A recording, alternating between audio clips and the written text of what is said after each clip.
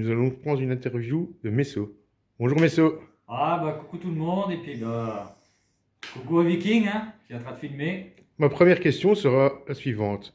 Pourquoi les Messors? Alors pourquoi les messeurs? Bah écoute, pour moi c'est une des espèces les plus intéressantes. Alors j'ai fait pas mal de compos, j'ai fait un peu de tout au tout début et j'ai trouvé que les messeurs, bah, c'est comme une voiture quand tu achètes en fait, t'as un coup de cœur et tu peux plus t'en passer un peu comme toi avec tes compos. Ouais. Et moi c'est messeurs et ça restera messeurs jusqu'à ma mort on va dire. Même s'il y a quelques exceptions quand même, hein, mais ça restera quand même que de la messeurs. Messors. J'ai vu dans ton setup que tu avais des Okofila. Ouais, elles sont juste là Oui. derrière. D'où est venue cette passion pour elles? Parce que je vois quand même que tu en es passionné maintenant. Ouais, en fait, alors, ça fait très longtemps que je kiffe à regarder les reportages sur les écophiles et tout ça, mais on m'a toujours dit que c'était très dur à réussir. Donc, j'ai jamais tenté le pas d'en acheter une pour réussir. Et puis, en final, je me suis dit, il faut tenter. De toute façon, l'échec fait partie de la Myrmeco. J'en ai acheté une avec les bons conseils, justement, de mon fournisseur.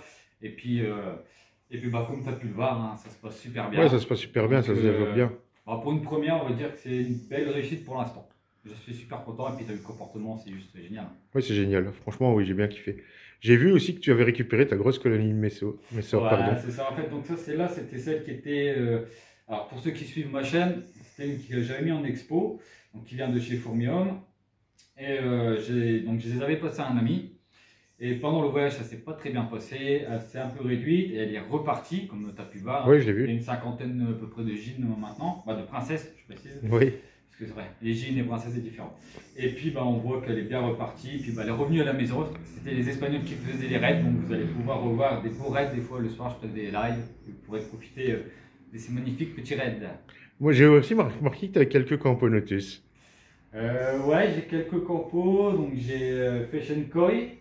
J'ai des crayons de Tatus. Qu'est-ce que j'ai appris aussi en compo? Les Ashukai.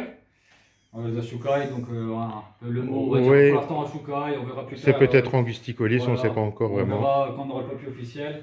Mais bon, à peu près, c'est ce que j'ai à peu près en compo. Tu m'as contaminé d'ailleurs, je te remercie. Donc voilà. Ouais. Tu as combien d'espèces de Messors maintenant? Là, j'ai la 7 jean, j'ai une Barbarus, donc une simple jean extra raid espagnole. J'ai deux Capitatus. Qu'est-ce que j'ai encore de là? Là-bas, j'ai donc l'Arenarus, j'ai Céphalotes, Messors Céphalotes, j'ai les Angularis, j'ai les Casagorum, j'ai l'Amboriusus et je vais avoir bientôt qui va arriver des Clivorum. Ton setup est franchement magnifique, moi je le trouve. D'où est venue cette idée de semi-désert, semi-tropical? J'ai toujours voulu l'avoir, sauf qu'avant je faisais par étagère comme mon ancien setup. Oui. Et ce qui me manquait, c'est que moi, voilà pourquoi le mot Messorum naturel, ouais. j'aime bien le côté aussi naturel. Naturel, oui. Et j'ai toujours voulu avoir ça. Et maintenant que j'ai la place, j'ai pu avoir un côté africain, donc africain pour tout ce qui est Messor africaine. Et après, on va dire tout ce qui est européenne ou Asie, etc. Je vais les placer sur les endroits un peu plus forêts, etc. Donc au moins, ça fait un peu leur environnement. Donc sachant qu'ici, il y aura, à force qu'elles vont grandir, que des ADC et les nids seront par en dessous. Et comme ça, ça va faire un petit mélange naturel avec les ADC vraiment naturel tout le temps. Super. Ta plus grosse réussite, ça reste les Okofila cette année, je suppose. Alors, oui et non. Parce que je vais te dire oui, parce que c'est une première et qui est réputée difficile. Alors, on va dire que c'est une très belle réussite. Mais pour moi, ma plus belle réussite cette année, ça va être, à mon avis, l'Arenarus, qui est vachement compliqué à réussir. C'est une des plus dures des Messors, oui. C'est vraiment très compliqué. Et la Shukai, qui a été sauvée, qui n'a plus de couvain, qui n'a plus d'ouvrières, qu'on a su refaire partir, qui a pondu, qui a ses ouvrières. Donc pour moi, cette année, si l'Arenarus et cela repartent, c'est une grosse réussite, ouais. Ton setup va sûrement encore évoluer avec le temps, je suppose. Il va s'agrandir, comme tu as pu voir sur une des parties que je ne montre pas trop encore parce que les va s'agrandir, sont en cours. Mais ouais, tu as vu l'espace. Hein. Ouais, c'est franchement génial. Donc là, le niveau désert restera à peu près comme ça, mais il y aura une partie tropicale beaucoup plus grande pour pouvoir justement mettre tout ce qui est les Ashukai et puis d'autres Messors, donc la Seijin qui va vraiment être très populeuse. Là, pour l'instant, je la maintiens Donc elle n'est pas chauffée, je ne la surnourris pas pour dire de contenir cette année, mais par contre l'année prochaine, on va la chauffer un peu, ouais, on va voir ce que ça donne. Ça va exploser après. Ouais, on va voir ce que ça donne. Quels sont tes projets 2024? Mes projets 2024, c'est de pousser au maximum les fondations que j'ai là. Donc j'aurai sûrement une entrée d'une C02, comme tu le sais, parce que j'adore aussi cette campo, elle est vraiment magnifique. Mais je ne pense pas rentrer plus parce que je veux vraiment pousser mes colonies au maximum. Ouais. Voilà. Surtout que les messors prennent beaucoup de place en réalité. Bah ouais, surtout là, déjà tu as les céphalotes qui font énormément, tu as les angularis qui font énormément aussi. Les barbarus. La Sedgine qui est là aussi. Et les écophilas derrière qui vont faire un sacré. Il faudra changer le setup à un moment, je suppose. Ouais, bah, c'est pour ça que j'ai la chance de faire mon propre matériel. Ouais, c'est ça qui est bien. Donc je vais pouvoir faire un sacré truc pour elle. Mais c'est vrai que voilà. On va pousser. Cette année, on va vraiment. Maintenant, on va dire les années qui vont arriver, ça va vraiment du suivi et pousser au maximum pour montrer aux gens ce que ça donne. Et se réaliser que quand on commence à Myrmeco, c'est bien beau au début, mais à la fin, ça donne des sacrées grosses. Oui, j'en sais quelque chose. Ouais, c'est pour ça que c'est très bien de le dire aussi, tu vois. Donc, spoiler alert, les amis, quand vous prenez une fourmi, sachez qu'elle peut faire des milliers, voire des centaines de milliers d'ouvrières. Donc, c'est pas à prendre à la légère pour chacun. Ah ouais, c'est tout ça qu'il faut. C'est pour ça que la Sedgine qui est là, avec Fourmium à la base, c'était vraiment pour faire de la prévention, pour vous montrer que les poulégines que vous prenez, c'est bien beau, même 3, hein, j'en ai là, d'ailleurs tu les as vus. Oui, je les ai vus tout à l'heure. Il faut savoir que moi, en 1 an et demi, sur 3 gines, j'étais à plus de 4000 ouvrières. Donc il faut imaginer. Donc sur 7 gines, c'est vraiment de la prévention pour vous dire, regardez, c'est beau chez les gens qui sont capables de les maintenir, mais si vous voulez faire ça, préparez un énorme budget, parce que c'est explosif, c'est un truc de malade. J'ai une autre question, une dernière question, c'est d'où est venue la passion en fait de commencer les fourmis?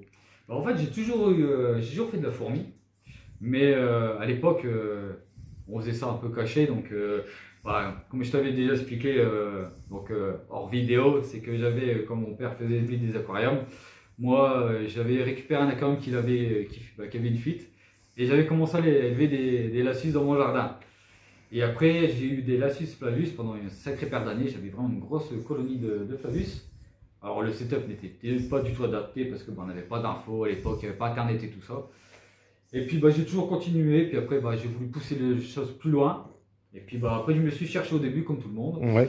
Et puis après je suis parti chez mes soeurs, et puis ça fait vraiment très longtemps que je fais de la Oui, il y a 7 ans maintenant que tu fais de la myrmécologie. Ouais, on va dire c'est vraiment pur. Après j'ai toujours eu au moins une fondation, une colonie. Oui, il y a 7 ans, il n'y avait pas aussi autant d'espèces que maintenant, etc. Il n'y avait vraiment que quelques espèces. Ouais, puis j'avais pas toutes les infos, il n'y avait pas tous les sites, il n'y avait pas tous les trucs Facebook, les groupes, YouTube, etc. Oui, notre passion est encore en expansion en réalité. Voilà, donc il n'y avait pas tout ça, maintenant il y a beaucoup plus de choses. Puis moi c'est pareil, j'essaye de vous transmettre tout ce qui a été dit avant, qui était faux, qui est vrai. Oui, contredire les oui, c'est très bien ce que tu fais en réalité. Ouais, j'essaye de faire le maximum, après c'est une passion et j'essaie de la transmettre, c'est ça le plus beau en fait. C'est ça le meilleur. Voilà. Je te remercie pour cette interview. Maintenant, on va faire un petit tour de ton setup vite fait. Merci. Après, si tu veux que j'enlève les caches rouges, tu dis un mot. Non, ça va. Ça va aller. Les gens verront bien ton setup. Je ne pas plus loin que ça. Je reviens un peu. Par contre, mon GSM me fait des sursauts maintenant. Je ne sais pas ce que c'est que ça. On va leur montrer la décédée de Barbarus. Les faire rêver. Essayer de voir si je vois un major. Tu peux faire même les princesses, c'est déjà moi qui fais ça.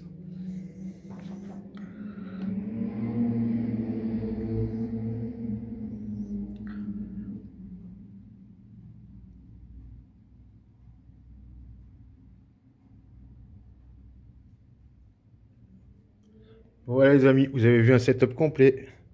À bientôt pour de nouvelles aventures. Et voici les zoophiles en gros plan. Profitez des images, elles sont magnifiques.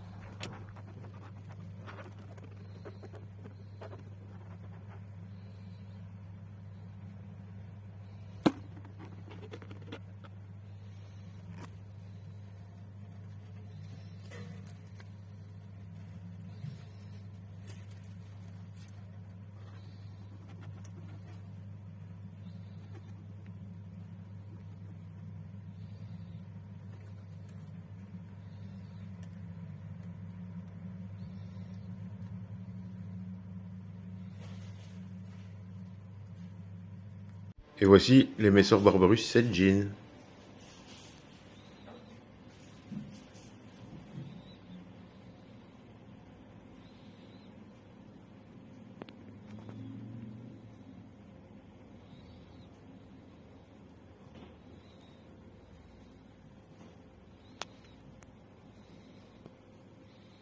Voici la Camponetus Ashokai ou Angusticolis.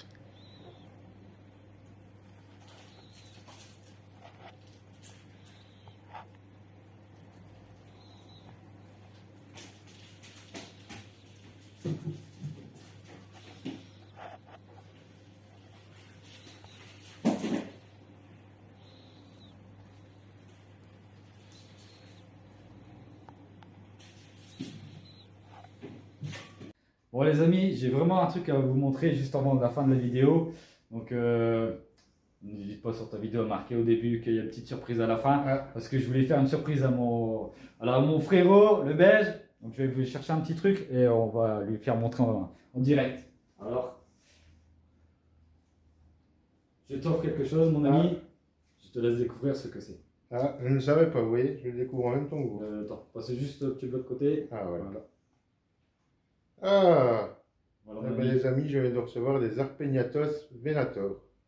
On va rapprocher que vous les voyez. Magnifique. Et c'est pas une Gamergate, comme vous pouvez voir, c'est une vraie jean. Ils sont magnifiques. Donc voilà, si vous voulez lui offrir quelque chose, j'attendais la vidéo pour lui offrir en direct. Et voilà. Super classe. Ah, c'est magnifique, hein. Un tout grand merci, mon ami. Bah écoute, c'est avec le cœur. Il y a un comme on cocon dit. qui vient d'être ouvert, regarde. Ah ouais, magnifique. L'ouvrière, elle est là, elle c'est pas encore blanche. Ah franchement. C'est top. Les amis, ben, bientôt vous aurez une vidéo sur des Arpegnatos Venator. À très bientôt. Allez, ciao ciao. Ciao, ciao.